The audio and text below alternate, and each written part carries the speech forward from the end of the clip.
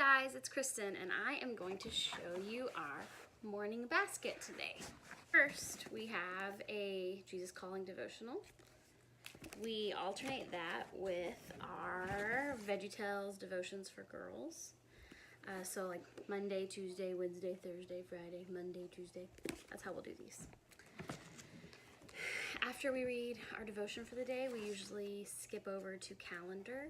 I don't have the actual calendar because it would be hard to carry around, but I use these like sentence strip holders that have the days of the week on them. So we use those to sing songs and memorize the days of the week for my littler kids. Same thing in this one, but it is months of the year. Then we will go on to our storybook Bible. We read one story a day. After that, we will go on to our We Choose Virtues, which is our parenting cards. We got this at our homeschool conference this year, so I'm excited about it, but it has a character trait. I have my wanter under control, so it tells the kids what the action is that they need to be watching, teaches them what content means, has a Bible verse to go along with it, and on the back it has teachable moments, a challenge, what to do if you're not showing contentment, like a way to fix the problem. Looks really fun. There's 25 different virtues to work on.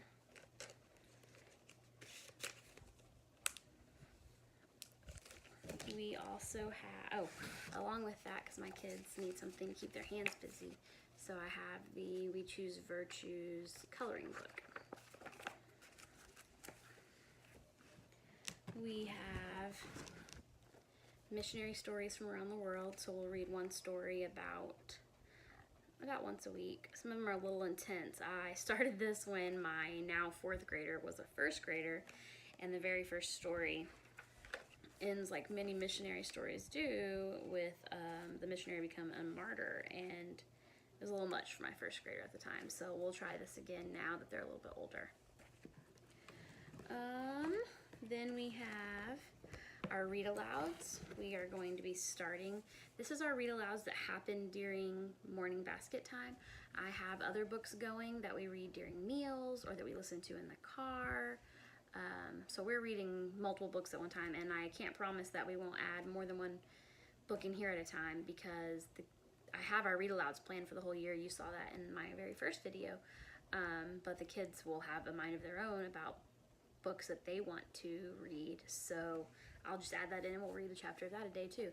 So we have The Rescuers by Marjorie Sharp, and then we're going to start Grimm's Fairy Tales. We're going to read one or two at a time and see how far they go. Again, we'll monitor for the ones that are completely inappropriate for their age. We have this is a clipboard with a file folder on it, and it has a word of the week. So we're going to be doing a word of the week, kind of like vocabulary for our homeschool.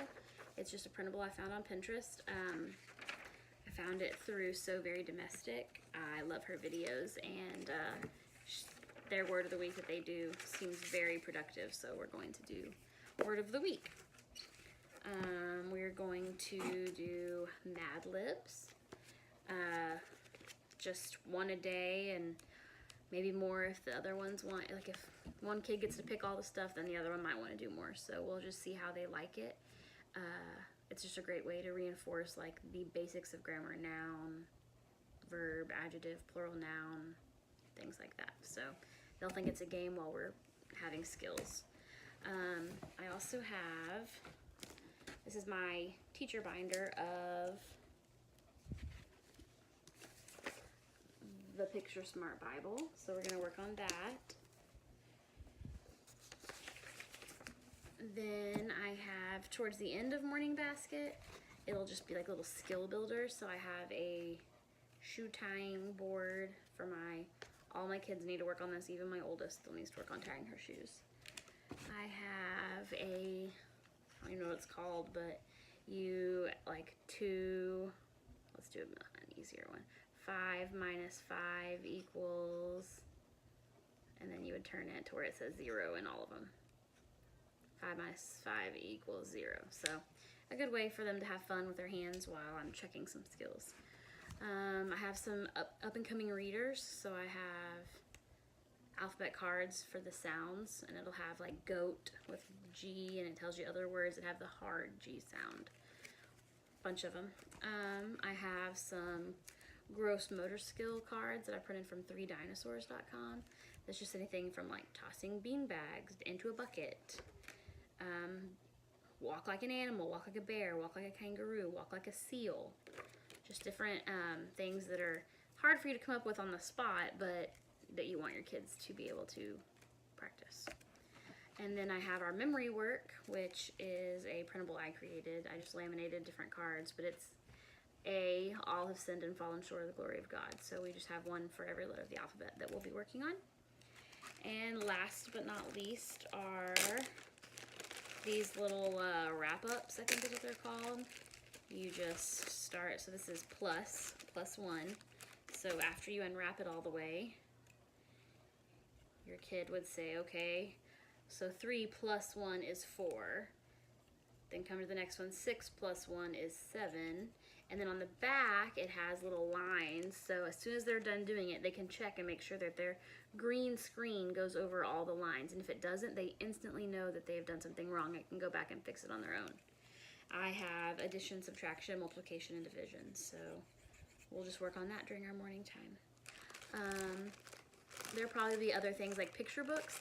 I'm not putting them in here because we're not starting school for a couple of weeks, so I'm not going to take my picture books out and put them in here until I'm ready to use them.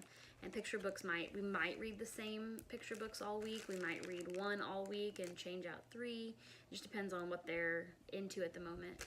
That's where I get in like seasonal reading and just books that have to do with what we're doing, and that will change all the time. So these are like the bare bones of our morning basket. Things change all the time. I also have a looping basket that I will get a video up sometime soon that shows you, so this is what we pull out in the morning, then we have a looping one that we use in the afternoon, then we even have a quiet time basket or bin per kid, and I'll make another video about that, but that's why this doesn't include some of the things you normally see in a morning basket. So I hope you enjoyed my morning basket. It's my favorite time of the day and the time that I enjoy most planning. Morning basket is a great time to pull all different ages together and still accomplish a lot and experience that learning. Like, I don't want to miss my kids learning the things that we're learning here, so I want to be present and active in these things that we're learning. Thanks for coming to watch my video. Like, subscribe, and as my brother would say, hit the bell, and you'll be notified when I do make a new video. I'll talk to y'all later. Bye.